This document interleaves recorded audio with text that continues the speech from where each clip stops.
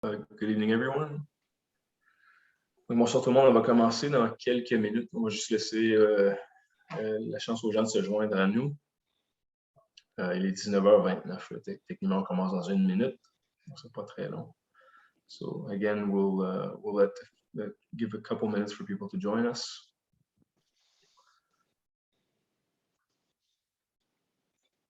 Puis, Evelyne, comme d'habitude, tu me diras quand tu vois que ça se stabilise au niveau des présences. Merci.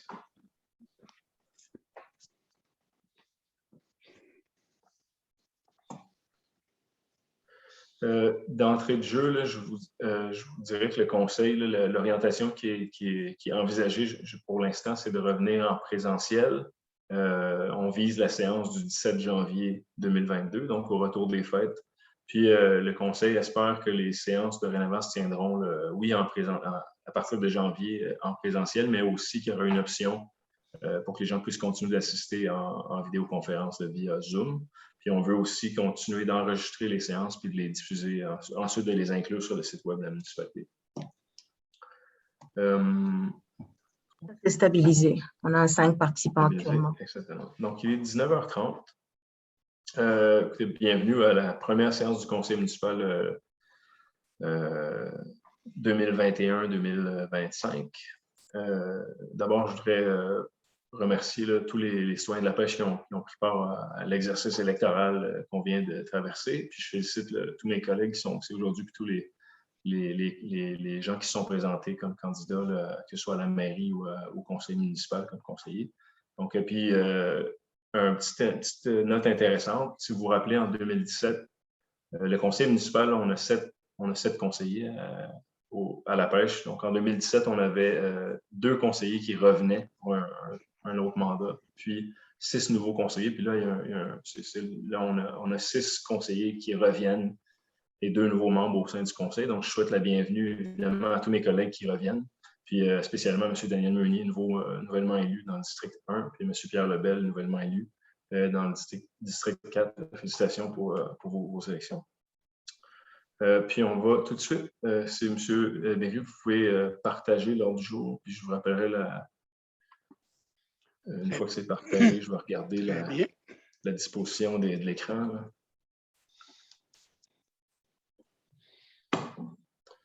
Parfait. Puis non, je vois tout, je vais fermer ma caméra ici. Parfait. Donc, puis là, Marco, si je peux te demander de juste temporairement fermer ton écran. Là, je vois tous les membres du conseil à droite. Parfait. Donc, ce soir, c'est une séance qui va être très brève. Il y a un tout petit agenda, un tout petit ordre du jour. On va, je dirais, officieusement, sachez que tous les conseillers ont été formellement assermentés en rencontre individuelle avec la greffière et la directrice générale adjointe de la municipalité, mais on va quand même procéder aujourd'hui à une assermentation qui se veut plus protocolaire. Donc, chacun à notre tour, on va lire le serment, en fait, pour être assermenté devant vous ce soir. Donc, sont présents tous les membres du conseil. Encore une fois, M. Daniel Meunier, district 1, Caroline Larocque, district 2, Francis Beausoleil, district 3, Pierre Lebel, district 4, Pamela Ross, district 5, Claude Giroux, 6 et Richard Gébet, 7. Et puis, ils sont présents M. Derry, maître Sylvie Loubier et Evelyne Kayoga de la directrice de l'administration municipale. Donc, si on peut descendre avec la partie de la sermentation. On y est. Donc, si on peut juste... Oui, M. Derry, je vous écoute. Et je vais céder la parole à Maître Loubier, qui est la présidente d'élection, qui est donc la personne qui va présider à la suite du processus pour la sermentation. Maître Loubier. Alors, bonsoir tout le monde. C'est mon grand plaisir de vous souhaiter la bienvenue à cette édition 24 en fait, et le résultat de l'élection 2021. Alors, je suis très heureuse de vous assermenter ce soir. Donc, on va commencer par le poste de mairie. Donc, Monsieur Guillaume Lamoureux, vous avez été proclamé élu à la mairie à l'élection 2021. Suivant ce résultat, Acceptez-vous de prêter serment? Oui. Oui, je, Guillaume Lamoureux, déclare sous serment que j'exercerai mes fonctions de maire avec honnêteté et justice, dans le respect de la loi et du code d'éthique et de déontologie des élus municipaux de la municipalité de La Pêche, et que je m'engage à respecter les règles de ce code applicables après la fin de mon mandat. Merci, M. Lamoureux. Merci. M. Meunier, vous avez été proclamé élu du district 1 à l'élection 2021. Suivant ce résultat, acceptez-vous de prêter serment? Votre microphone, M. Meunier, s'il vous plaît.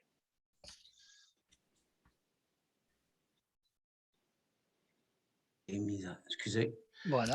Oui, oui, Daniel Meunier, je déclare sous serment que j'exercerai mes fonctions de conseiller du district électoral numéro 1 avec honnêteté et justice dans le respect de la loi et du code d'éthique et de déontologie des élus municipaux de la municipalité de La Pêche et que je m'engage à respecter les règles de ce code applicables après la fin de mon mandat.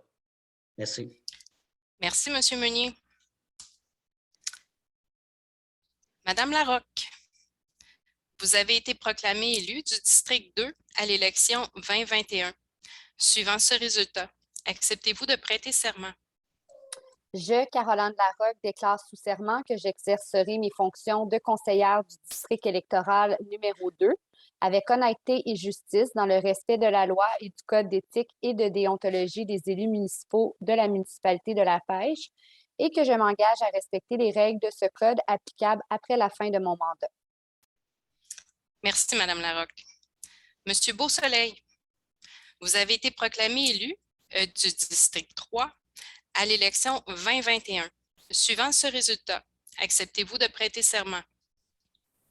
Oui, je, Francis Beausoleil, déclare sous serment que j'exercerai mes fonctions de conseiller du district électoral numéro 3 avec honnêteté et justice dans le respect de la loi et du code d'éthique et de déontologie des élus municipaux de la municipalité de La Pêche et que je m'engage à respecter les règles de ce code applicables après la fin de mon mandat.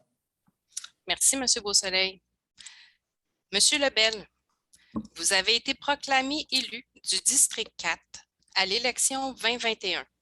Suivant ce résultat, acceptez-vous de prêter serment? Oui. Je, Pierre Lebel, déclare sous serment que j'exercerai mes fonctions de conseiller du district électoral numéro 4 avec honnêteté et justice dans le respect de la loi et du code d'éthique et de déontologie des élus municipaux de la municipalité de La Pêche et que je m'engage à respecter les règles de ce code applicables après la fin de mon mandat. Merci beaucoup, M. Lebel. Madame Ross, vous avez été proclamée élue du district 5 à l'élection 2021. Suivant ce résultat, acceptez-vous de prêter serment? Oui. Je, Pamela Ross, déclare sous serment que j'exercerai mes fonctions de conseillère du district électoral numéro 5 avec honnêteté et justice dans le respect de la loi et du code d'éthique et de déontologie des élus municipaux de la municipalité de La Pêche et que je m'engage à respecter les règles de ce code applicable après la fin de mon mandat. Merci beaucoup, Madame Ross. Monsieur Giroux, vous avez été proclamé élu du district 6 à l'élection 2021. Suivant ce résultat, acceptez-vous de prêter serment? Oui. Alors, je, Claude Giroux, déclare sous serment que j'exercerai mes fonctions de conseiller du district électoral numéro 6 avec honnêteté et justice dans le respect de la loi et du code d'éthique et de déontologie des élus municipaux de la municipalité de La Pêche et que je m'engage à respecter les règles de ce code applicables après la fin de mon mandat. Merci, M. Giroux. M. Gervais. M. Giroux, pouvez-vous fermer votre micro? Oui. Merci. M. Gervais, vous avez été proclamé élu à l'élection 2021. Suivant ce résultat, acceptez-vous de prêter serment? Oui, je, Richard Gervais, déclare sous serment que j'exercerai mes fonctions de conseiller du district électoral numéro 7 avec honnêteté et justice dans le respect de la loi et du Code d'éthique et de déontologie des élus municipaux de la municipalité de La Pêche et que je m'engage à respecter les règles de ce code applicables après la fin de mon mandat. Je vous remercie à tous. Monsieur Lamoureux, votre conseil. Merci beaucoup, M. Loubier. Et puis, M. Derry, si on peut repasser évidemment au projet de procès-verbal. Avec plaisir, monsieur le maire.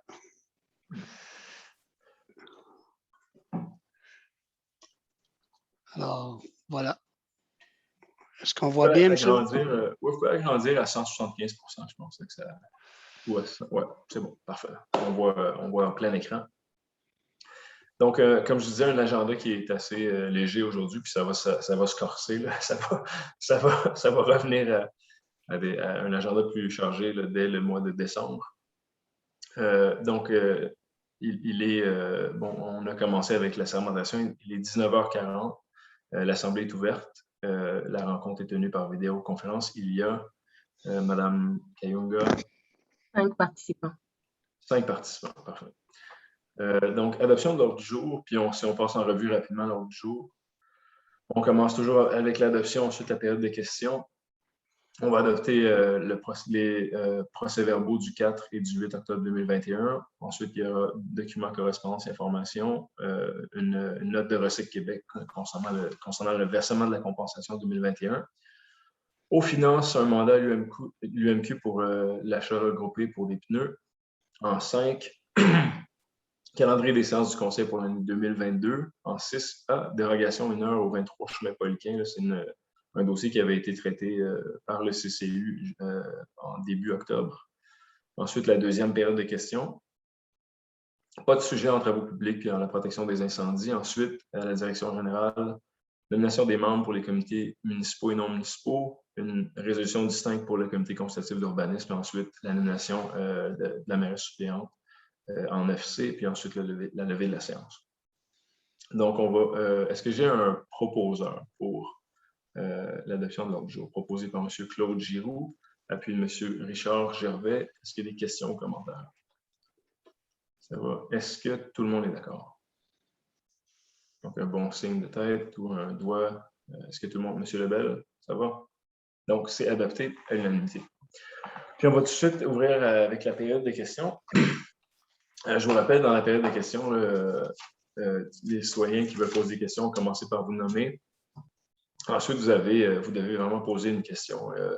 Vous avez 3 minutes. On estime qu'il y a 3 minutes par intervention. Ça devrait être suffisant.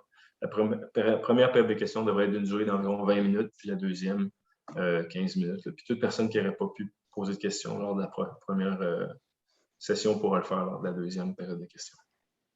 Donc, est-ce qu'il y a des questions, Evelyne? Oui, une question de Mme Mireille Sansen.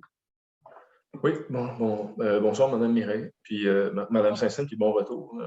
Je suis content de vous voir. Vous êtes une habituée, puis c'est bien, j'aime toujours voir des gens qui assistent aux séances du Conseil. Je vous écoute. Oui, à la séance du 2 août, j'avais posé des questions sur le règlement de lotissement. Oui. Et vous m'aviez dit d'envoyer mes questions par écrit à vous et à M. Derry. Mm-hmm. Par le 9 août, j'avais répondu puis donné tous les détails que M. Marchildon avait besoin. Oui. Et puis là, j'attends toujours une réponse. Ça fait 3 mois, là. Oui. Pourriez-vous essayer de regarder ce qui se passe là-dedans, puis au moins avoir une réponse, là, comme... Définitivement. Oui, okay, puis je reconnais que c'est un délai qui est énormément long. Donc, est-ce que M. Derry, j'estime que c'est noté? Absolument, la réponse est prête. Merci. Ouais. OK, donc vous connaissez, M. Derry, vous connaissez bien le dossier. Oui, absolument. Donc, la réponse va suivre.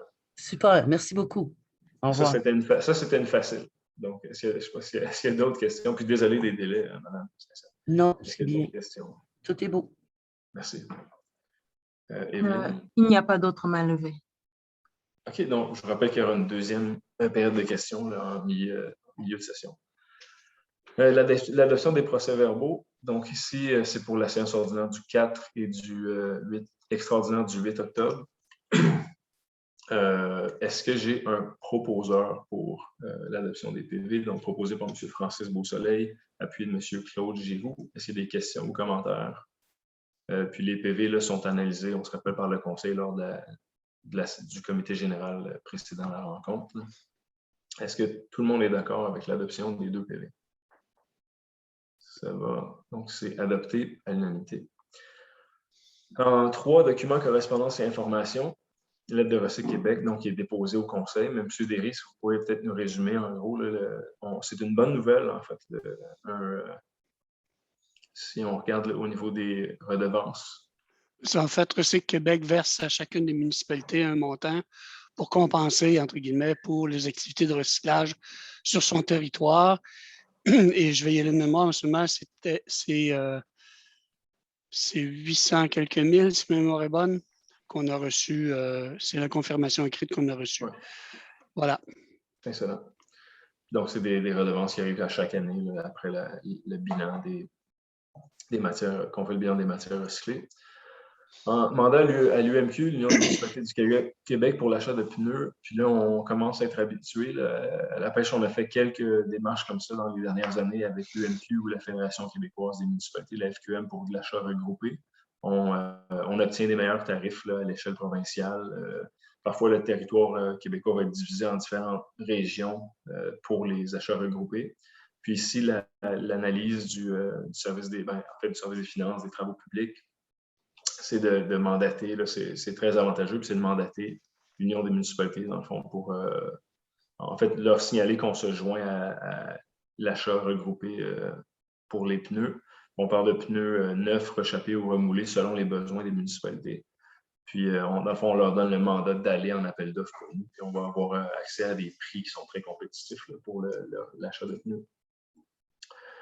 Donc, la résolution contient les différentes modalités là, du programme d'achat regroupé. Est-ce que j'ai un proposeur pour l'adoption de la résolution proposée par M. Daniel Meunier puis M. Richard Gervais? Est-ce qu'il y a des questions ou des commentaires? C'est assez simple comme processus. Est-ce que tout le monde est d'accord? Donc, c'est adopté à l'unanimité. On va aller en 5A, calendrier des séances du conseil municipal pour l'année 2022. Donc là, je vous rappelle que la prochaine séance, c'est dans 2 semaines. Le lundi, c'est le lundi 6 décembre, si je ne me trompe pas. C'est bien ça? Je n'ai pas mon calendrier devant moi. C'est pas lundi suivant, mais lundi prochain. Exactement, lundi 6 décembre. Voilà. Ici, on vient confirmer les dates des séances ordinaires du conseil municipal. On sait que le conseil peut évidemment ajouter des séances extraordinaires. Il y aura d'ailleurs une séance extraordinaire pour l'adoption du budget et l'adoption du plan triennal d'immobilisation qui suivra. Là. Ça va être annoncé par nos signes de communication. Comme je le disais tout à l'heure, on entrevoit là, un retour en présentiel dès le 17 janvier en espérant que la situation épidémiologique le permette. Mais je pense que ça va assez bien ces temps-ci. Puis on verra comment le retour des fêtes se déroule. On se garde évidemment certaines réserves, là, mais le souhait du conseil, c'est de retourner dès le 17 janvier. Puis ensuite, vous voyez, à l'exception du 17 janvier, qui est le deuxième, en fait, peut-être le 3e lundi de janvier, les séances ont toujours lieu les premiers lundis du mois, à part les jours fériés. Est-ce que j'ai un proposeur? Proposé par Mme Pamela Ross. Est-ce que j'ai un appuyeur? Puis M. Francis Beausoleil, c'est des questions ou commentaires. Est-ce que tout le monde est d'accord? Donc, c'est adopté. M. Giroux, ça va? C'est bon, c'est adopté à l'unanimité.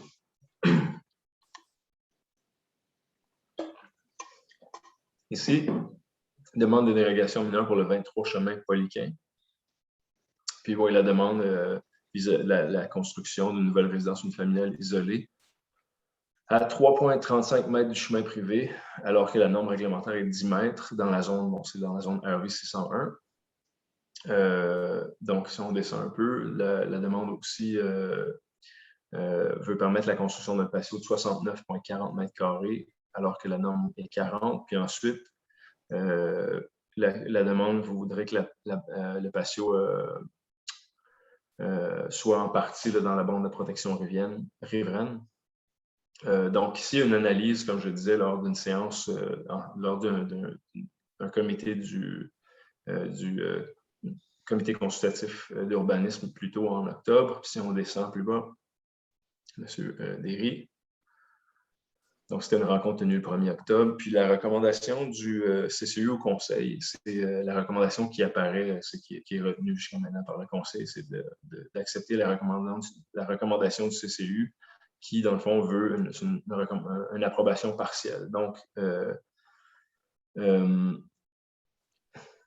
on accepte que la dérogation mineure permette l'implantation d'une résidence unifamiliale isolée à 3,35 mètres de la rue privée existante, conditionnellement à ce que la dérogation ne cause pas de préjudice au voisinage pour les infrastructures de transport et d'utilité publique, et conditionnellement à ce que la bande de protection riveraine soit revégétalisée, puis ensuite on refuse, le CCU en fait, recommande le refus de la construction d'un patio d'une superficie de 69,40 mètres carrés, donc de se limiter aux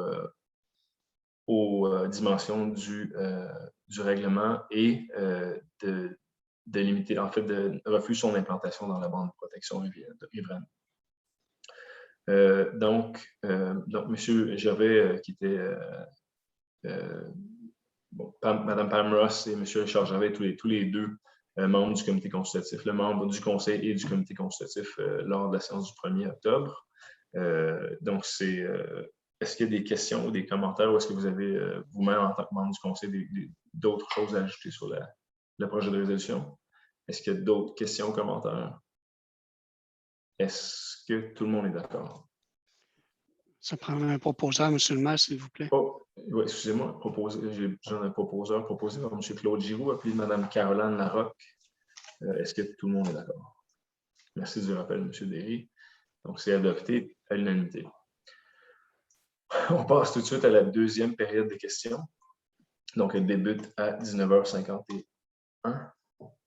Evelyne? Il n'y a pas de main levée pour l'instant. OK. Ça va prendre des recrues parce que là, M. Lebel était un habitué de la période de questions. Là, maintenant, il s'est joint au conseil municipal. Puis il va continuer, j'espère, à poser des questions, mais il va le faire en tant que conseiller municipal, c'est très bien. Mais oui, on va faire en sorte que plus de gens se joignent à nous pour la séance du conseil, c'est important. Donc, on va tout de suite fermer il y a un commentaire de M. Lebel. Parfait, c'est bon. Avant la fermeture de la période de questions. M. Lebel, je vous écoute. Concernant la dérogation sur le chemin Poliquin. Oui. J'ai analysé ça avec d'autres membres du conseil d'ailleurs. C'est un beau projet que ces gens-là avaient, OK? Oui. Mais leur patio de presque 70 mètres carrés, ça veut dire 700 pieds carrés, ça là, était dans la bande riveraine. OK, c'est beau. La dérogation pour s'installer un petit peu proche de la rue, là, en autant qu'il y a des conditions. Mais aller s'installer sur la bande riveraine, alors que la bande riveraine était déjà dévégétée. Oui, merci. Non, c'était pas acceptable. Je trouve qu'on doit, nous, en tant que conseil municipal, protéger nos lacs et rivières.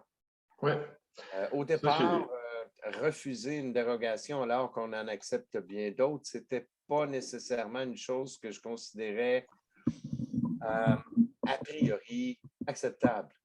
Je pense qu'on a pris la bonne décision. C'est tout. Oui, merci, M. Lebel. Puis d'ailleurs, oui, donc vous êtes, on va le voir là, dans les prochaines résolutions, mais vous êtes porté volontaire pour vous joindre au comité consultatif d'urbanisme. Puis, oui, la dérogation mineure, je veux dire, un des éléments, c'est qu'on considère, quand on reçoit une demande de dérogation mineure, juste le fait d'avoir un règlement sur la dérogation mineure et un comité consultatif d'urbanisme, c'est un privilège municipal. Maintenant, on octroie des dérogations mineures parce que des fois, le fait de ne pas en octroyer et d'avoir une lecture très stricte de nos règlements de zonage pourrait créer un préjudice sérieux auprès des propriétaires. Par contre, des fois, ce n'est pas le cas. Des fois, il y a des alternatives. Puis, à ma connaissance, le conseil municipal, moi, je suis là depuis 4 ans, on a considéré ces éléments-là. Il y a plein d'éléments à considérer dans l'analyse des demandes de dérogation mineure. Puis, on octroie des dérogations mineures parfois quand on considère que soit que ça causerait un préjudice aux propriétaires de ne pas le faire, ou qu'il n'y a pas d'alternative, ou que l'impact sur le milieu est minime ou inexistant. Mais c'est un bon point là, de souligner que dans ce cas-là, selon le CCB, il y avait des alternatives au projet. Donc, la période de questions, oui. Juste pour terminer, M. Lamoureux, oui.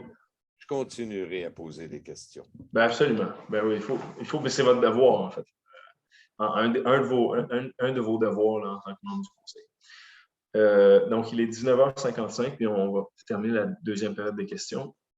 Ensuite, en 9A, puis ça, on a eu une bonne conversation avec tous les membres du conseil. On reconnaît là, que on a des nouveaux membres, puis moi, je veux, on travaille tous, on est tous présents, là, comme vous le voyez dans la résolution dans les comités pléniers, évidemment, dans les caucus, aux séances du conseil, mais c'est bien de commencer tranquillement. Puis sachez là, qu'à la demande du conseil, si un membre du conseil trouvait souhaitable de revoir cette résolution-là en cours d'année, c'est tout à fait possible. On n'a qu'à en discuter ensemble entre nous, puis ça peut se modifier par résolution comme on le fait ce soir. Donc, je ne vais pas lire tous les éléments de la résolution, mais d'abord au caucus, disons tout de suite au caucus, au comité général, au comité plénier. C'est des comités globaux là, qui touchent tous les éléments de la municipalité, puis tous les membres du conseil sont présents sur les différents comités. En tant que maire, moi, je suis membre d'office de tous les autres comités qui sont, je dirais, où il y a une représentation partielle des élus. Donc, au comité incendie de la sécurité civile, le projet de résolution, là, la recommandation qui est présentée au conseil, c'est que M. Richard Gervais soit président du conseil, et qu'il siégera Mme Pamela Ross et M. Claude Giroux. Puis, on estime qu'il y a environ 4 rencontres par année, mais ça peut fluctuer. Comité des communications, M. Beausoleil assurait la présidence il y aurait ensuite Claude Giroux et Pamela Ross. Pour le PPU Sainte-Cécile-de-Macham, un comité sur lequel il y a une présence citoyenne, on devrait relancer les travaux du comité dans les prochaines semaines ou dans les prochains mois, là, à voir avec M. Marchildon.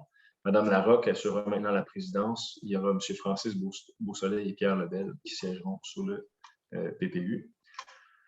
Ensuite, à la commission agricole, Mme Pamela Ross sera présidente, puis M. Daniel Meunier se joindra à ses côtés. Puis la commission, en fait, les commissions, sur ces commissions, il y a actuellement des sièges citoyens. Commission des loisirs, de la culture et de la vie communautaire, M. Beausoleil sera président, ensuite accompagné de M. Daniel Meunier, Pierre Lebel, et Mme Larocque sera substitut. Puis Mme Larocque, elle peut assister, on l'expliquait, elle peut assister à tous les rencontres, mais en matière de droit de vote, on limite le droit de vote aux 3 membres du conseil, ou à 3 des membres du conseil sur l'ensemble des membres qui participent à la commission. Puis commission sur l'environnement et d'analyse de demandes de soutien financier dans le cadre du Fonds vert. Bon, il y a déjà eu des discussions par le passé. Est-ce qu'il devrait y avoir des membres citoyens? J'espère qu'on arrivera à régler cette question-là, s'entendre sur un modèle un peu comme les autres où il y a une participation citoyenne. Immédiatement, M. Giroux est président. La recommandation, c'est que M. Giroux soit président, assisté de Mme Pamela Ross et Caroline Larocque. Donc, s'il devait y avoir une participation citoyenne, il y aura, comme ça a été le cas dans les autres comités, dans les autres commissions, un appel de candidature pour ajouter des membres à la commission. Ensuite, il y a des comités qui sont non municipaux. Transcolline, je remercie d'ailleurs le Francis Beausoleil qui y siège depuis 4 ans, si je ne me trompe pas, puis qui est maintenant vice-président, qui fait un très bon travail. Puis moi, je vais m'assurer d'être là de temps à autre en tant que substitut pour voir comment les choses se déroulent. Roquebrune-sur-Argent, la recommandation, c'est que M. Francis Beausoleil et Richard Gervais y siègent. Pour le centre Wakefield de la pêche, la municipalité a un siège d'observateur. Et puis, c'est Mme Pamela Ross qui y est depuis quelques années maintenant. Et avant, c'était M. Giroux. Le réseau Biblio-Outaouais pour assister aux assemblées générales annuelles. On fait partie du réseau Biblio. M. Pierre Lebel s'est porté volontaire. Puis ensuite, pour le Carrefour Action municipale et famille, Mme Larocque poursuit là, son rôle auprès du Carrefour. Donc, est-ce que j'ai un proposeur proposé par M. Pierre Lebel, appuyé de Mme Pamela Ross? Est-ce qu'il y a des questions ou commentaires? Est-ce que tout le monde est d'accord? Donc, c'est adopté à l'unanimité. On peut descendre, M. Derry. Puis merci évidemment à toute l'équipe d'avoir accepté de siéger sur les différents comités. En 9B, nomination des membres du comité consultatif d'urbanisme. Donc ici, si on peut descendre ici en vertu là, de la loi sur l'aménagement et l'urbanisme, entre autres, là, et du règlement constituant notre comité d'urbanisme, du règlement 09-543, un règlement d'ailleurs qui, en fait, devrait, selon la recommandation de notre département, devrait faire l'objet d'une révision là, dans les prochains mois. C'est une révision qui sera évidemment étudiée par le CCU là, avant d'être présentée au Conseil, mais c'est un règlement qui il date déjà de plus de 10 ans. Donc ici, la recommandation, c'est que Mme Pamela Ross poursuive là, la présidence du CCU, accompagnée de M. Richard Gervais et de M. Pierre Lebel. Est-ce que j'ai un propos? Oui. Monsieur le maire, vous pourriez peut-être le proposer et que ce soit unanime? Oui, pour le CCU. Non, pour on est à la mairesse? Non, on est au CCU, monsieur. On est au CCU, mais oui, j'ai sauté une coche. Mais c'est une bonne, s'il n'y a pas de problème, c'est une bonne suggestion, ça va me faire plaisir. Donc, est-ce que j'ai un proposeur pour oui, c'était presque. Merci. Donc, proposé par M. Francis Beausoleil, appuyé de M. Daniel Meunier. Est-ce qu'il y a des questions ou commentaires? Est-ce que tout le monde est d'accord? C'est bon. C'est adopté à l'unanimité, puis c'est l'heure du dodo. Là. Si oui, ça s'en vient énorme. Je suis désolé. En 9C, nomination d'une mairesse suppléante. Donc ici, en vertu de l'article 116 du Code municipal, le conseil peut, en tout temps, nommer un des conseillers comme maire suppléant, lequel, en l'absence du maire ou pendant la vacance de cette charge, remplit les fonctions du maire avec tous les privilèges, droits et obligations y étant attachés. On se rappelle que dans le dernier mandat, M. Gervais a assuré la suppléance de 2017 à 2021, puis j'en remercie. Puis, donc, ici, moi, j'ai proposé, là, la suggestion que je faisais aux membres du conseil, c'est je voulais proposer que Mme Ross soit mairesse suppléante, là, pour, comme on l'avait fait en décembre 2019, là, pour une période de 2 ans. Puis je rappelle aussi à tous les membres du conseil, puis à Mme Ross, que si jamais il y avait des raisons de revoir ça en cours de route, ça appartient au conseil. On peut le faire à tout moment, là, mais la proposition que je fais, donc je propose moi-même là, cette nomination-là. Est-ce que j'ai un appuyeur? Ou est-ce que... Appui unanimement. Ou M. Giroux suggérait un appui unanime, si tout le monde est d'accord, évidemment. Est-ce que tout le monde est d'accord avec ça? Donc, puis là, j'explique peut-être à M. Meunier, parfois, lors de l'adoption des résolutions qui sont d'ordre plus symbolique ou de nature politique, on va, que ce soit à l'échelle de la MRC des Collines, le préfet ou la préfète, et à l'échelle municipale, le maire ou parfois un autre membre du conseil va proposer une résolution, puis ensuite, il va y avoir un appui unanime. Donc, à ce moment-là, c'est tout le conseil qui souligne que c'est un appui qui est unanime. Puis, en bout de ligne, une décision unanime, qu'elle ait ou non un appui unanime, ça a le même effet. Mais c'est symbolique. Donc, tout le monde est d'accord avec un appui unanime. Donc, est-ce qu'il y a des questions ou des commentaires? Est-ce que tout le monde est d'accord? Évidemment. Donc, c'est adopté à l'unanimité. Ça vient conclure la première rencontre, très brève encore une fois, puis merci à tous les gens qui se sont joints à nous pour le nouveau mandat du conseil. Donc, là-dessus, je vous souhaite à tous une bonne fin de soirée.